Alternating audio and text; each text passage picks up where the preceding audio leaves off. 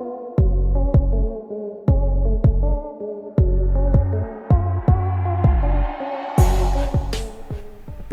Makassar mengadakan operasi rutin di Jalan Perintis Kemerdekaan kilometer 7 Makassar Selasa 10 Maret 2020.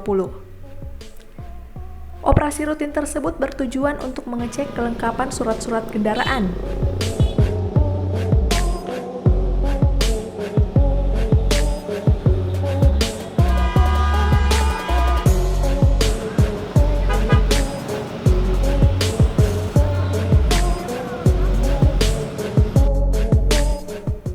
Dalam operasi kali ini, sebanyak 60 pengendara ditilang dan 10 motor diamankan sebagai barang bukti.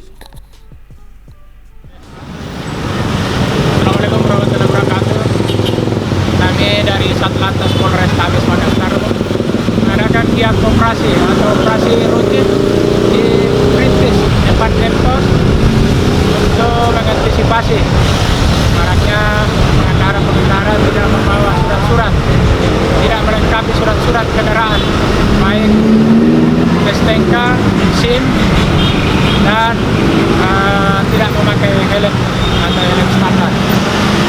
Dan tak luput juga dari kendaraan roda 4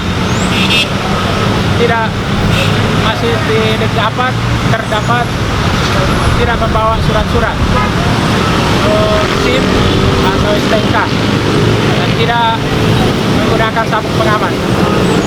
Terima kasih.